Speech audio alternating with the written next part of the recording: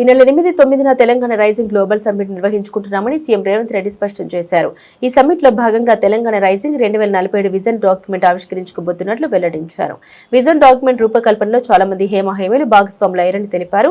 రాష్ట్ర ప్రజలకు కూడా ఇందులో భాగస్వామ్యం కల్పించామని పేర్కొన్నారు.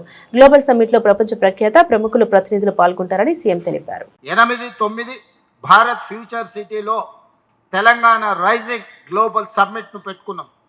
8 తారీఖు రోజు 1 గంటకు సంబరాలు ప్రారంభమై మనం మొదటి రోజు మొత్తం సంక్షేమ పథకాలు ఏ విధంగా అమలు చేసినాం, 2 సంవత్సరాల పరిపాలన ఏ విధంగా జరిగిందో చర్చలు పెట్టి సాయంత్రానికి తెలంగాణ సాంస్కృతిక ఉత్సవాలను జరుపుకుంటాం. 8 తారీఖు రోజు ముఖ్యమైన నాయకులందరినీ కూడా కార్యక్రమానికి ప్రభుత్వ పరంగా ఆహ్వానించడం జరుగుతుంది.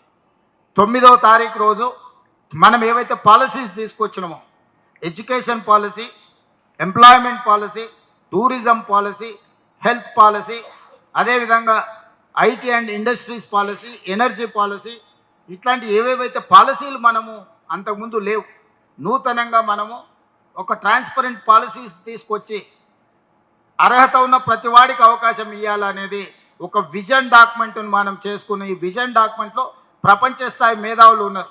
బ్రిటిష్ ప్రెసిడెంట్గా, ప్రైమ్ మినిస్టర్గా పనిచేసిన టోనీ బ్లేయర్ నుంచి అభిజిత్ బెనర్జీ వరకు, సంతను నారాయణ్, అజయ్ బంగా, సత్య నాదెల్లా, ప్రేమ్జీ వత్సవ్ లాంటి మేధావులు వీళ్ళందరూ కూడా తెలంగాణ రాష్ట్ర అభివృద్ధి కోసం ప్రణాళికలు ఏ విధంగా రచించాలనో international experts, Raghuram Rajan former RBI governor నుంచి మొదలు పెడితే